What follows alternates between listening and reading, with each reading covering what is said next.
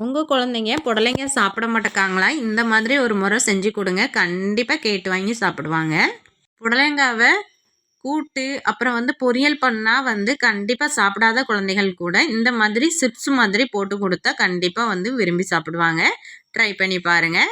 முதல்ல நான் வெட்டுற மாதிரி நல்லா ரவுண்டு ஷேப்பில் விதைகளை நீக்கிட்டு வெட்டிக்கோங்க. இதில் நான் 1/4 டீஸ்பூன் சோம்பு பொடி சேர்த்துருக்குறேங்க. 1/4 டீஸ்பூன் ஜீரக பொடி சேர்த்துருக்குறேன். இதுலேயே 1/4 டீஸ்பூன் மஞ்சள் பொடி சேர்த்துருக்குறேன். உங்கள் காரத்துக்கு தக்கன சில்லி பவுடர் சேர்த்துக்கலாங்க. நான் இன்றைக்கி 1 டீஸ்பூன் சேர்த்துருக்குறேன். 1/4 டீஸ்பூன் கரம் மசாலா பொடி இதில் சேர்த்துருக்குறேன். சேர்த்துட்டு தேவையான அளவு உப்பு சேர்த்துக்கலாம். இதில் கடலை மாவு நான் ஒரு 3 டீஸ்பூன் சேர்த்துட்டு நல்லா தண்ணியை லைட்டாக தெளித்து விட்டு நல்லா பெரட்டி விட்டுக்கலாம். இந்த மாதிரி பெரட்டி விட்ட பிறகு கடைசியாக ஒரு 2 டீஸ்பூன் கார்ன்ஃப்ளவர் மாவு சேர்த்து வச்சுக்கோங்க. இல்லைன்னா நீங்கள் அரிசி மாவு கூட தூவி விட்டுக்கலாங்க.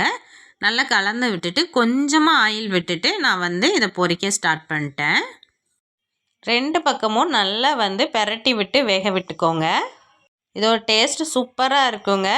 நல்லா கறக்கு முறுக்குன்னு நல்லா பக்கடா சாப்பிட்ட மாதிரி இருக்கும். புடலைங்காய் இருக்குது வீட்டில் அப்படின்னா கண்டிப்பாக ஒரு முறை இந்த மாதிரி செஞ்சு பாருங்கள். செஞ்சு பார்த்துட்டு எப்படி வந்தது அப்படிங்கிறத எனக்கு கமெண்ட் செக்ஷனில் சொல்ல மறந்துடாதீங்க. வீடியோ பிடிச்சிருந்தால் லைக் பண்ணுங்கள், ஷேர் பண்ணுங்கள். ஓகே, பாய்.